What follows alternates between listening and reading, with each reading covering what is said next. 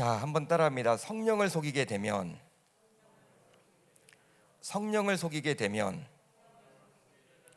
이란 제목으로 은혜를 나누겠습니다. 요즘은 뜸한 것 같은데 예전에는 무더운 여름철만 되면요, 남양 특집인 오싹한 드라마가 TV에서 방영이 되었습니다. 대표적인 남양 특집으로는 전설의 고향이 있었죠. 전설의 고향. 다 끄떡끄떡 하시네요. 그 전설의 고향 가운데서도 꼬리가 9개 달린 구미호, 여러분 다 기억을 하실 겁니다. 지금처럼 에어컨이 어디 있단 말입니까? 그냥 선풍기와 부채밖에 없었지만 그런 남양 특집으로 한여름 무더위를 이겨내었던 것 같아요. 저도 기억을 해보면 저희 집 에어컨 없었거든요. 오래된 선풍기가 한 대 있었고, 동생과 함께 그 무더위 속에서도 이불을 뒤집어 쓰고 막 무섭잖아요. 그런 막 방송 나올 때 무서워서 이불을 뒤집어 쓰고 이렇게 전설의 고향을 봤던 그 기억이 새록새록 납니다. 실제로 우리도 장모와 함께 이제 본격적인 여름을 맞이하게 되었는데요. 따라서 이번 기도회 11조에서는 남양 특집과 같은 주제를 정해봤습니다. 바로 지옥에 있는 신자들이죠. 지옥에 있는 신자들. 보통 우리는 생각하기를 신자는 지옥이 아니라 천국에 있을 것이라고 생각을 합니다. 맞는 말입니다. 신자들은 천국에 가야만 하고 또 천국에 있겠죠. 그러나 성경 안에는 신자임에도 불구하고 천국이 아니라 지옥에 갈 분들이 엄연히 나오고 있다는 거예요. 이 목사의 말이 아닙니다. 저는 성경 말씀에 근거해서 이제 3일 동안 집회를 가지려고 합니다. 말씀을 전하려고 합니다. 따라서 오늘 말씀을 듣다 보면요, 다소 무섭기도 할 거예요. 야, 나도 그런 거 아닌가? 나 천국 가야 되는데 내가 혹시 지옥에 가면 어떡할까? 무섭기도 하고 겁도 나고 또 구원의 확신도 없어질 수도 있겠지만, 흔들릴 수도 있겠지만 정신은 바짝 들게 될 거예요. 아마 그럴 겁니다. 특별히 기도회 11조에 나와서 특별히 집회에 참여하고 기도하고 찬양하고 말씀을 듣는 분들이라면 충분히 이 말씀을 은혜로 받아서 소화할 수도 있을 거예요. 주일 강단에서는 전하기가 좀 쉽지 않겠죠. 물론 사도행전 강해를 하게 되면 나오니까 한번 이렇게 건들 수 있는 본문이지만 여러분 깊이 들어가서 지옥 이야기만 막 하면 주일날 힘들잖아요. 주일날 같은 경우에는 말씀을 듣는 대상이 너무나 다양하잖아요. 신앙이 아주 좋은 분들도 있는 반면에 초신자들도 있다 보니까 지옥 이야기만 계속하면 별로 안 좋아합니다. 그리고 구원까지도 막 흔들린다. 내가 교회를 그냥 다녀야 되나 말아야 되나, 이런 혼란까지 오기 때문에 전할 수는 없을 것 같아요. 그러나 이런 기도의 11조, 금요 성령 집회 같은 경우에는 그래도 은혜를 사모하는 분들이 오기 때문에 충분히 이 말씀을 은혜로 잘 소화해서 또 섭취할 수 있다. 저는 그렇게 생각을 해봅니다. 여러분, 지옥에 관해서는 성경에 여러 번 나와요. 여러분들이 어떤 검색 프로그램을 가지고 있다면 이 지옥이라고 쳐보면요, 엄청나게 많이 나옵니다. 음부 한번 쳐보세요. 많이 나옵니다. 여러 번 나오는데 신자들이 듣기를 원치 않기에 목사님들이 설교하지 않으려는 주제 가운데 하나가 바로 또 이 지옥에 관련된 이야기예요. 그러나 성경에 나온다라는 것은 우리가 반드시 살펴봐야 할 부분이기도 합니다. 우리가 여러분 이렇게 뭐라고 해야 될까요? 음식을 골고루 다 먹어야 되는데 이 편식 있죠, 편식. 어린 아이들은 시금치 같은 거 잘 안 먹으려고 그러잖아요. 야채 같은 거 잘 안 먹잖아요. 고기 종류만 먹고 병이 나죠.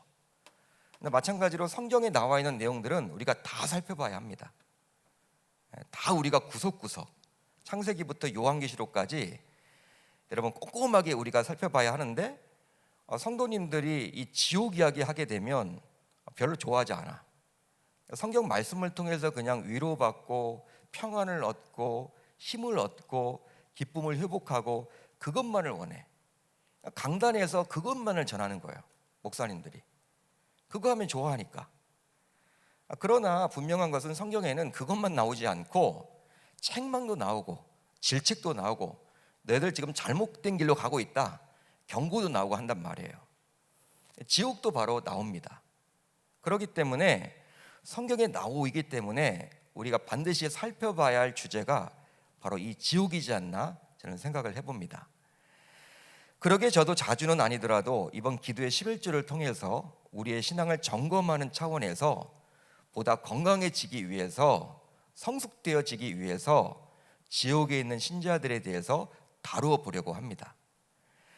자, 이제 오늘 본문 1절을 볼까요? 우리 1절은 보면 이렇게 나와 있죠. 아나니아라 하는 사람이 그의 아내 삽비라와 더불어 소유를 팔아. 아나니아와 삽비라 부부가 자신의 소유를 팔았습니다. 왜 소유를 팔았을까요? 그 이유는 무엇입니까? 뜬금없이 갑자기 1절부터 소유를 팔았다고 나오는데 왜 여러분 소유를 팔았냐라는 거예요. 바로 다음의 구절을 보면 그 이유를 알 수 있는데요. 2절 하반절을 보면 이렇게 나와 있죠. 사도들의 발 앞에 두니. 사도들의 발 앞에 두었다라고 기록을 해주고 있습니다. 그런데 이 사도들의 발 앞에 두니 2절 하반절에 나와 있는 이 구절은 4장 마지막 절에도 동일하게 나온다라는 거예요. 4장 마지막 부분을 볼까요? 이렇게 기록이 되어 있죠. 구브루에서 난 네이족 사람이 있으니 이름은 요셉이라. 사도들이 일컬어 바나바라, 번역하면 위로의 아들이라 하니 그가 밭이 있음에 팔아 그 값을 가지고 누구들의 발 앞에? 사도들의 발 앞에 두니라. 당시 초대교회는 성령의 역사로 인해서 유무상통이 자발적으로 일어나게 되었습니다. 자발적으로. 누가 시켜서 이걸 한 게 아니에요. 지극히 자발적으로 일어나게 되었어요.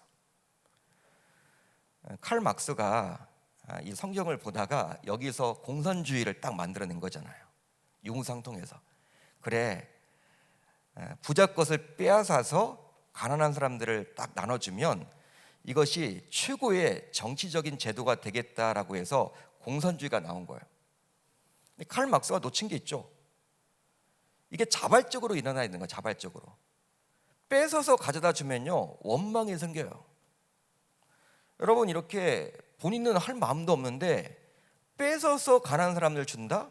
문제가 생기는 거야. 그런데 이 4장에 나와 있는 또 2장에도 또 나와 있지 않습니까? 유무상통. 그 당시 유무상통은, 이 초대교회 유무상통은 바로 성령의 역사였기 때문에 지극히 자발적으로 그 일을 했다라는 거예요. 유무상통은 있는 자가 자신의 소유를 팔아 없는 자를 돕는 것인데요. 이런 유무상통이 당시 초대교회인 예루살렘 교회에서 일어나게 되었습니다. 그것도 누가 시켜서 일어난 것이 아니라 지극히 자발적으로 일어나게 된 거예요. 이런 유무상통에 대해서 누가는 다음과 같이 증언을 해주는데요. 우리 한번 4장 32절을 같이 읽어봅니다. 시작. 믿는 무리가 한 마음과 한 뜻이 되어 모든 물건을 서로 통용하고 자기 재물을 조금이라도 자기 것이라 하는 이가 하나도 없더라. 아멘. 잘 보세요. 이런 유무상통이 일어날 수 있었던 이유가 있었습니다. 바로 성령의 역사인데 무엇입니까? 믿는 무리가 한 마음과 한 뜻이 되었기 때문이에요. 믿는 무리가 한 마음과 한 뜻이 되었기 때문에 이것이 가능했음을 누가는 지금 보여주고 있어요.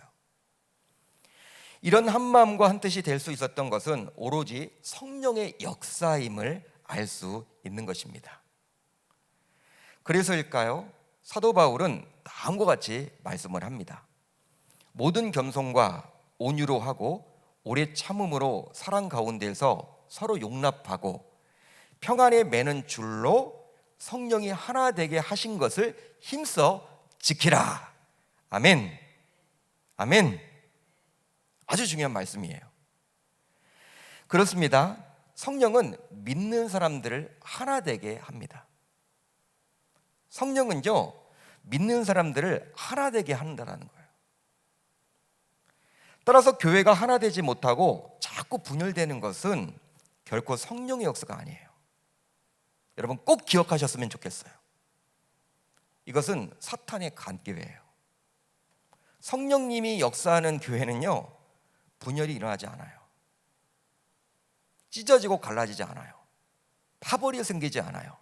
라인이 생기지 않습니다. 이것은 하나님의 역사가 아니라는 거예요. 그러기에 아무리 명분이 있다 하더라도 여러분 이렇게 분열된 교회를 가보세요. 양측이 있죠? 다 하나님의 영광을 위해서 한대. 제가 있어 봤잖아요. 분열된 교회.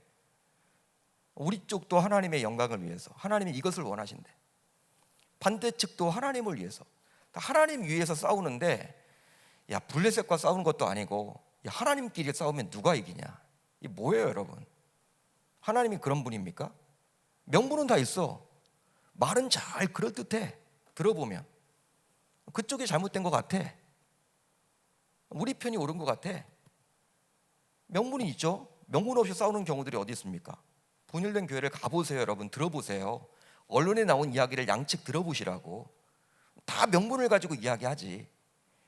그렇지만 아무리 그렇더라도 교회가 분열되는 것은 절대로 주님께서 원하는 것이 아님을 알 수가 있는 거예요. 즉 사탄의 관계에 신자들이 놀아나는 것입니다.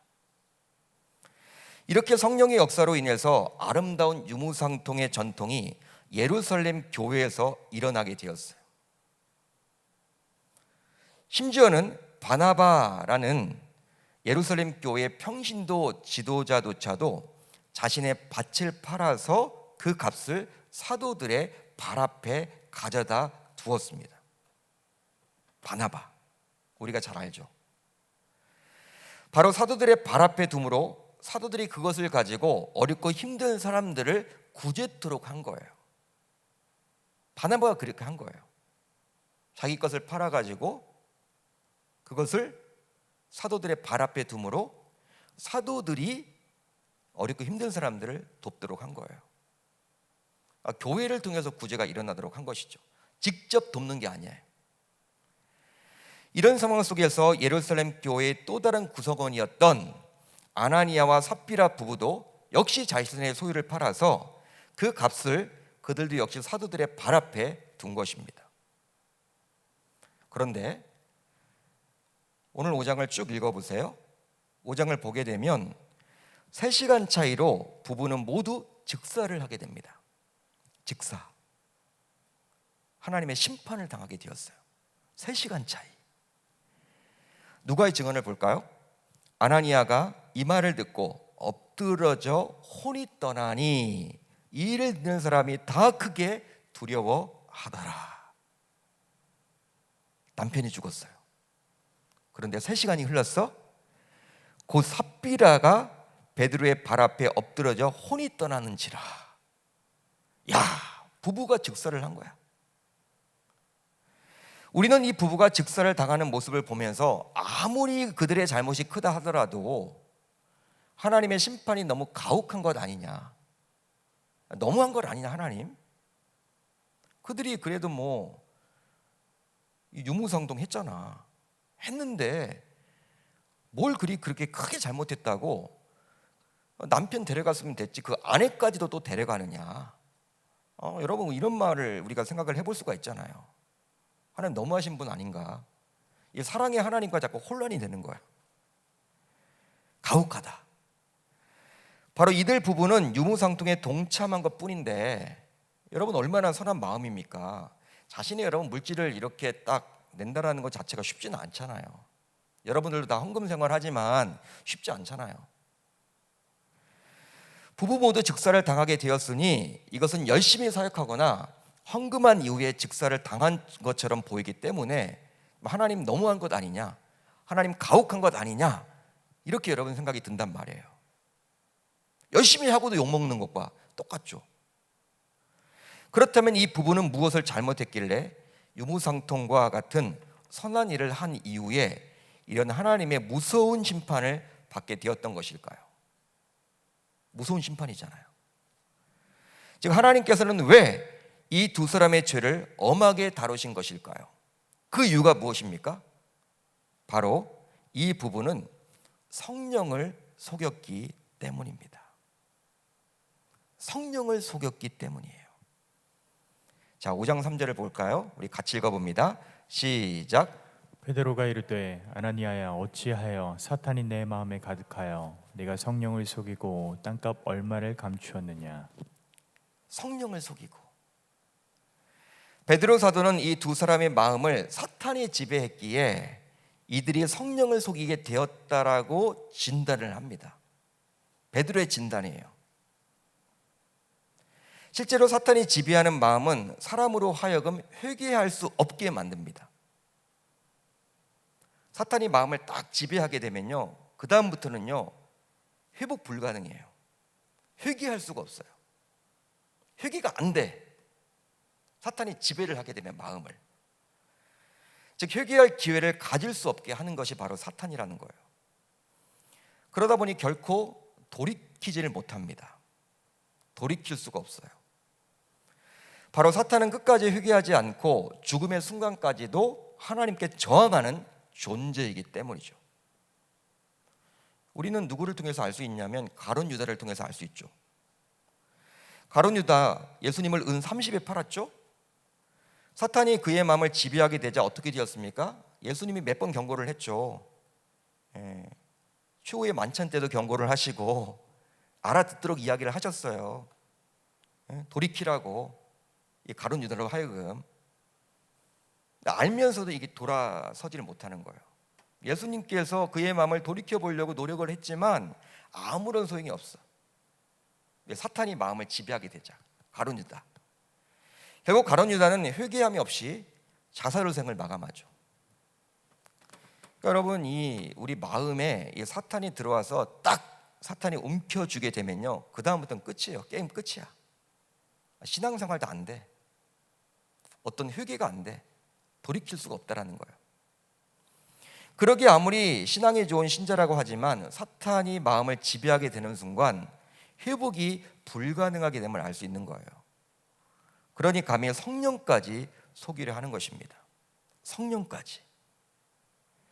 따라서 신자인 우리는 항상 마음에 사탄이 역사하지 못하도록 신경을 써야만 할 줄로 믿습니다. 믿습니다. 왜 우리가 여러분 새벽제단을 써야 합니까? 왜 이런 기도의 11조에 나오셔야 돼요? 왜 우리가 말씀 생활, 기도 생활을 놓치면 안 됩니까? 왜 예배를 여러분 우리가 등한시하면 안 돼요? 그걸 여러분 놓치는 순간 이제 사탄이 내 마음을 지배하게 된단 말이에요. 하나님이 내 마음을 지배해야 되는데 사탄이 내 마음을 지배하는 순간 이제는 하나님을 멀리하게 되고 심지어는 하나님까지 속여 먹으려고 해. 속이려고 해. 속일 수 있다고 여겨. 그것이 문제가 크다라는 거예요. 우리의 마음이 중요한 거예요. 마음에서 생각이 나고요, 말과 행동이 나오는 거예요. 마음에 음란한 마음을 품으면요, 여러분 잠시 후에 그 사람은 진짜 그게 행동으로 나타나요. 그러니까 마음을 여러분 항상 우리는 조심해야 돼. 다듬어야 돼. 지켜야 돼. 그래서일까요? 잠언 기자는 다음과 같이 우리들에게 권면을 해주죠. 모든 지킬 만한 것 중에 더욱 내 마음을 지켜라. 다른 사람 마음이 아니라 여러분들 마음을 지키라는 거예요. 생명의 근원이 이에서 남이니라. 할렐루야. 할렐루야. 생명의 근원, 이 마음 지키지 못하면요, 신자라도 다 무너진다라는 거예요. 신자라도 무너진다라는 거예요. 생명의 근원, 살고 죽는 것이 바로 마음에 달려있다. 지금 그렇게 이야기를 합니다. 그렇다면 성령을 속이게 되면 어떤 죄를 짓게 될까요? 우선 하나님보다 사람을 더 의식하는 죄를 짓게 됩니다. 하나님보다 사람을 더 의식하는 죄를 짓게 된다는 거예요. 오늘 말씀을 여러 번 읽어보아도 이 부부가 자신의 소유를 팔아서 그 값을 사도들의 발 앞에 둔 동기를 알 수가 없어요. 왜 그렇게 한 거지? 왜 이렇게 소유를 판 거지? 알 수가 없어. 그냥 유무상통에 동참을 한 건가? 교회 분위기가 그렇게 흘러간 건가? 그게 맞나? 그렇지만 앞뒤 문맥을 통해서 볼 때 우리는 합리적인 추론을 해볼 수가 있는데요. 합리적인 추론. 자, 5장 1절을 볼까요? 1절은 어떻게 시작을 합니까? 아나니아로 시작을 합니다. 여러분들이 가지고 있는 성경 보세요. 아나니아라는 사람이로 시작을 하죠. 그러나 헬라어 원어를 보게 되면 우리나라 개역 개정은 아나니아로 시작을 하는데 헬라어 원어를 보게 되면 빠진 부분이 있어. 아나니아 앞에 바로 그러나가 빠져 있어요. 그러니까 직역을 해보면 그러나 아나니아라는 사람이 그의 아내 삽비라와 더불어 소유를 팔아. 이게 헬라어 원문의 뜻이에요. 개역 개정에는 그게 빠졌어. 그렇다면 그러나가 들어있는 것과 안 들어있는 것 무슨 차이가 있느냐? 그러나가 없게 되면요, 이 4장과 5장은 구별된 장입니다. 다른 내용이 나오는 거예요. 그렇죠? 4장 따로 5장 따로 보셔야 되는 거예요. 성경을 해석할 때. 그런데 그러나가 들어있으면 4장과 연결되는 구절이 바로 이 5장이라는 거예요. 그러니까 4장을 놓쳐서는 안 되는 게 바로 이 5장이라는 거예요. 그렇기 때문에 그러나가 너무나도 중요하다라는 거예요. 그러나가 들어가므로 이 5장은 4장과 연결되어서 살펴봐야 함을 알 수가 있습니다. 4장을 보세요. 4장 마지막 부분을 보게 되면 요셉이라고 하는 바나바 이야기가 나오죠. 자신의 전 재산인 밭을 팔아서 몽땅 드렸습니다. 그런데 이 사람은 예루살렘 교회 본 출신이 아니라 어디 출신이라고 나와 있습니까? 자, 36절을 보면 어떻게 나와 있어요? 4장 36절. 구브루에서 난 레위족 사람이라고 나와 있죠. 구브루족이에요. 구브루 출신입니다. 한마디로 예루살렘 교회의 세 가족이 와서 자신의 전 재산을 하나님과 가난한 성도들에게 몽땅 드렸던 거예요. 예루살렘 출신이 아닙니다. 구브루 출신. 그 예루살렘 교회를 다니고 있는데 세 가족이란 말이에요. 초신자란 말이에요. 물론 초신자는 아니겠죠. 신앙은 여러분 있겠죠. 물론 성령의 역사로 자발적으로 바나바는 그리 한 거예요. 성령께서 주신 마음에 따라 그렇게 한 거야. 그러다 보니 당시 예루살렘 교회의 수많은 성도들의 관심은 바나바였습니다. 바나바의 이름이 높아져 올라가. 사랑방이 모일 때마다 야, 바나바가 이번에 그런 일을 했대. 그런 칭찬받은 일을 했대. 야, 어떻게 그렇게 그 많은 밭을 다 팔아가지고 하나님을 위해서 어렵고 힘든 형제 자매들을 위해서 그렇게 쓰라고 할 수 있겠냐. 이런 소문이 여러분 확 퍼지게 된 거예요. 교회 전체. 그러니까 바나바가 누구야? 당시 예루살렘 교회는요 10,000명이 넘어가는 초대형 교회였거든. 바나바를 서로 만나보려고 하고 난리가 아니야 지금. 그분의 소문이 여러분 막 커져 나가는 거예요. 칭찬받게 되는 거예요. 주목을 받게 되는 인물이 바로 이 바나바가 되었다라는 거예요. 그렇다면 오늘 본문에 나오는 아나니아와 삽비라 부부는 누구일까요? 성경학자들에 따르면 아마도 이 부부는 예루살렘 교회의 창립 멤버였을 것이라고 생각을 합니다. 창립 멤버였다.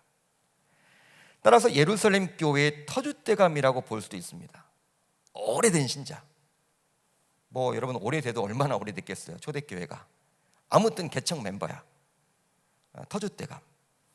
즉 예루살렘 교회 성도들 가운데 이 부부를 모르면 간첩이라고 할 수 있을 정도로 이 부부는 예루살렘 교회 안에서 유명 인사였습니다. 그런데 어느 날 갑작스럽게 등장한 바나바로 인해서 이 부부는 많은 성도들의 관심에서 벗어나게 된 거예요. 바나바가 오기 전까지만 하더라도 자기 이야기를 했던 성도들이, 자기를 칭찬했던 성도들이 바나바 이야기를 하고 있네. 어느 날 갑자기 그동안 자신들이 받아왔던 그 관심과 사랑을 바나바가 받게 되었으니 이 부부는 이제 질투심이 생기게 되었다는 거예요. 질투심, 시기심.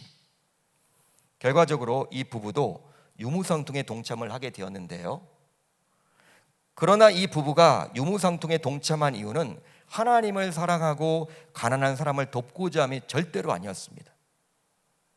바로 바나바로 인해서 흔들리게 된 자신의 교회 내 위치를 되돌리고자 한 거예요. 자기가 주목을 받고 싶은 거예요. 쉽게 말하면 이 부부는 질투심과 자기 체면을 살리기 위한 목적에서 유무상통을 하게 된 것이죠. 야, 그래도 내가 체면이 있지. 내가 그래도 중직자인데. 내가 그래도 교회 개척 멤버인데. 터줏대감인데. 새 가족도 이렇게 많은 재산을 들였는데 나도 뭔가 해야 되지 않을까? 아유, 내가 또 안 하면 뒤처지니까 해야지. 그러다 보니 결국 아까운 마음이 들게 된 거예요. 아까운 마음. 하나님이 주신 마음이 아니다 보니까. 하긴 해야 되는데 아깝잖아요. 본전 생각나고. 그렇습니다. 이 부부는 사람을 의식해서 할 수 없이 유무상통을 했기에 어떻게 하면 적게 드리고도 사람들에게 인정받을 수 있을까? 하나님께 인정받을 수 있을까가 아니라 사람들에게 인정받을 수 있을까? 고민을 했던 거예요. 그렇게 해서 생각한 것이 무엇입니까? 밥만 마치고 말과 행동으로는 다 드린 것처럼 하자였어요. 부부가 그렇게 짠 거야. 부부 사기단이야. 부부 영적 사기단. 실제로 전 교인은 그들이 전 재산을 모두 드린 것으로 알고 있었습니다. 사람들은 칭찬하겠죠. 이제 야, 역시 바나바도 물론 했지만 역시 아나니아와 삽비라 부부가 대단하다. 역시 그러네. 구관이 명관이네. 사람들이 여러분 그렇게 또 이야기하겠죠. 이것을 모를 리가 없는 하나님께서, 그러나 그 하나님께서는 심각한 죄로 보았던 거예요. 하나님은 모를 리가 없죠, 여러분. 모를 리가 없죠. 하나님은 심각한 죄로 본 거야, 이것을. 여러분, 우리 신자들은 하나님을 믿는 존재입니다. 그러기에 사람보다 하나님을 더 의식하며 살아가야만 하는 거예요. 여러분 믿으시면 아멘. 믿으시면 아멘. 우리는 사람 믿는 존재가 아니라 하나님 믿는 존재잖아. 즉 하나님 앞에서 살아가야 해요. 그리고 하나님의 눈을 무서워해야만 합니다. 사람들을 두려워한다면 하나님을 더 두려워하셔야 돼요. 그런데 오늘 본문에 나오는 아나니아와 삽비라 부부는 하나님이 아니라 주변 사람들의 눈을 의식하며 두려워했다라는 데 문제가 커요. 실제로 복음서를 보게 되면 예수님께서 그렇게 책망했던 바리새인들이 나오죠. 예수님이 어떻게까지 이야기합니까? 독사의 자식들아. 어떻게 그런 얘기를 할 수 있을까? 예수님이 얼마나 싫으면 예수님께서 진구하면 독사의 자식들아 그렇게 이야기를 할 수 있을까? 바리새인들에게. 그 바리새인들의 위선적인 행동에 대해서 예수님은 토하고 싶었던 거예요. 질책하고 싶었던 거예요. 바리새인들은 위선, 보이기 위한 신앙이었죠. 율법은 알고 지킨다고 하면서도 그들은 사람에게 보이기 위한 신앙을 가졌었어요. 이 바리새인들의 문제가. 그래서 기도도 사람들에게 보이기 위해 합니다. 어떻게 하면 사람들이 나를 알아줄까? 헌금도 마찬가지고 금식도 그리했다라는 거예요. 그런데요, 이런 부류의 신자들이 우리들 주변에 얼마나 많은지 모릅니다. 그러다 보니 예수님께서는 친히 다음과 같이 말씀을 해주셨죠. 사람에게 보이려고 그들 앞에서 너희 의를 행하지 않도록 주의하라. 주의하라. 그리하지 아니하면 하늘에 계신 너희 아버지께 상을 받지 못하느니라. 예수님의 말씀이에요. 우리가 사람들 앞에서 보이려고 의를 행하기가 너무나도 쉽기 때문에 예수님께서는 산상순의 말씀을 통해서 저와 여러분들에게 지금 경고를 해주고 있습니다. 많은 사람들이 그렇게 하고 있기 때문에 신앙생활을 사람들에게 보이기 위한 그 모습. 따라서 저와 여러분들 모두 오늘 본문에 나오는 이 부부를 반면교사로 삼아서 하나님보다 사람을 더 의식하는 중범죄를 범하지 않을 수 있기를 우리 주님의 이름으로 축원합니다. 축원합니다. 또 한 가지, 거짓의 죄를 짓게 됩니다. 거짓의 죄를 짓게 되는 거예요. 자, 오늘 본문 4절을 볼까요? 우리 4절을 같이 읽습니다. 시작. 땅이 그대로 있을 때에는 내 땅이 아니며 반 후에도 내 마음대로 할 수가 없더냐. 어찌하여 이 일을 내 마음에 두었느냐. 사람에게 거짓말한 것이 아니요 하나님께로다. 아멘. 어느 누구도 아나니아에게 땅을 팔라고 강요하지 않았습니다. 어느 누구도 강요하지 않았어요. 또 판값 일부만 바쳤다고 해서 비난하지도 않았습니다. 그렇죠? 근데 이 부부의 문제는 뭐예요? 거짓말을 했다는 데 문제가 있는 거예요. 거짓말을 했다는 데 문제가 있는 거예요. 왜 거짓말을 하는지 베드로는 지금 아나니아에게 추궁을 하죠. 왜 거짓말하냐? 솔직해지면 좋겠다. 바로 아나니아가 거짓말을 한 것은 사람에게 한 것이 아니라 하나님에게 한 것이기 때문입니다. 그렇습니다. 아나니아의 행동이 하나님의 거룩한 인격적 현존에 대한 모독이자 도발이었음을 베드로는 지적을 해주고 있어요. 베드로 사도는. 따라서 아나니아의 거짓말은 곧 성령에 대한 직접적인 모독이요 도발임을 알 수 있는 거예요. 우리가 여러분 쉽게 내뱉는 거짓말들이 있죠. 이것을 하나님이 보실까요, 안 보실까요? 다 알고 계시죠. 십계명에도 거짓말하지 말라고 분명히 나와 있죠. 이 거짓말을 하게 되면 우리가 예수를 믿는다고 하면서도 거짓말을 밥 먹듯이 하는 사람들 있잖아요. 그분들은 진짜 구원받지 못하는 거예요. 진짜 구원받기 힘들어요. 본인은 천국 간다고 하는데 그분은 가봐야지 되는 거야. 가봐야지 알아. 하나님에 대한 모독이에요, 여러분. 하나님에 대한 모독. 하나님의 백성들이, 하나님의 신자가 자꾸 거짓말을 한다? 이 하나님은 거짓이 없는 분인데 이 하나님의 속성과 충돌이 일어나는 거예요. 말이 안 되는 거죠. 따라서 마가복음 3장을 보면 예수님께서 친히 다음과 같이 말씀을 해주셨습니다. 내가 진실로 너에게 이르노니 사람의 모든 죄와 모든 모독하는 일은 사하심을 얻되 용서받을 수 있되 누구든지 성령을 모독하는 자는 영원히 사하심을 얻지 못하고 영원한 죄가 되느니라. 아멘. 성령을 모독한다. 거짓말이 성령을 모독하게 돼요. 하나님 기분 나빠하세요. 네가 그럴 수 있느냐? 네가 내 아들이라며. 너 어떻게 네 입에서 거짓말을 그렇게 밥 먹듯이 하냐? 나는 거짓이 없는 사람인데, 나는 거룩한 사람인데, 거룩한 존재인데. 하나님이 모독을 느끼시는 거예요. 그렇습니다. 거짓은 바로 성령을 모독하는 것이기에 결코 용서받을 수 없는 중범죄라 할 수 있는 거예요. 그러기에 성경은 거짓을 심각하게 다룹니다. 어떻게 다루고 있습니까?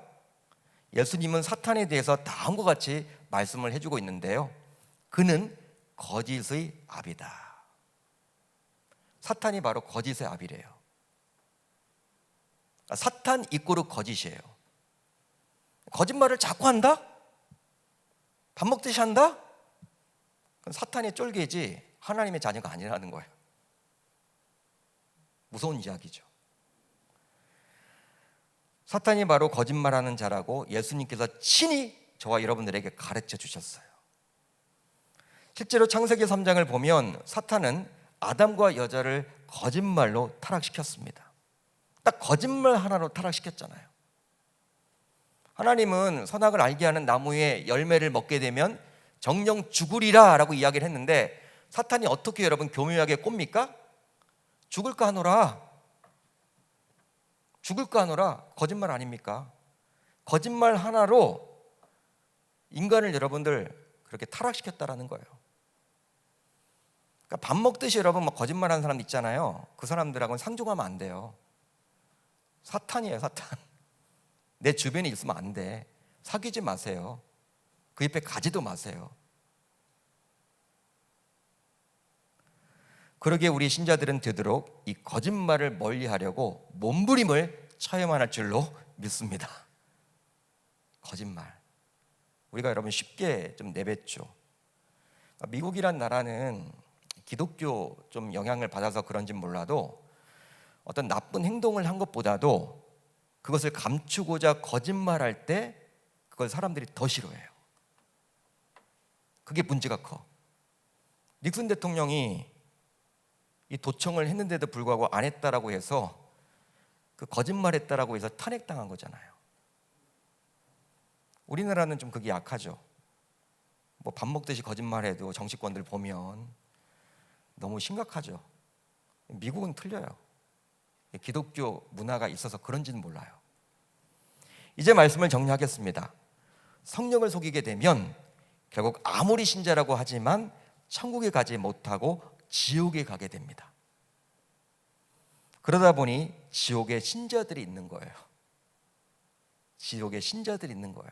여러분, 우리가 교회 내에서 수십 년 동안 신앙생활을 했는데 말로가 지옥이다. 얼마나 비참합니까?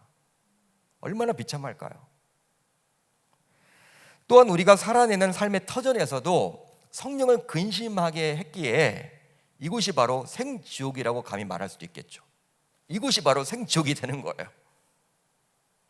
따라서 오늘 본문에 나오는 아나니아와 삽비라 부부를 통해서 얻게 된 교훈을 반드시 기억하여 항상 성령을 속이지 않으려고 몸부림칠 수 있는, 영적으로 깨어 있을 수 있는 저와 여러분들이 다 되실 수 있기를 우리 주님의 이름으로 축원합니다.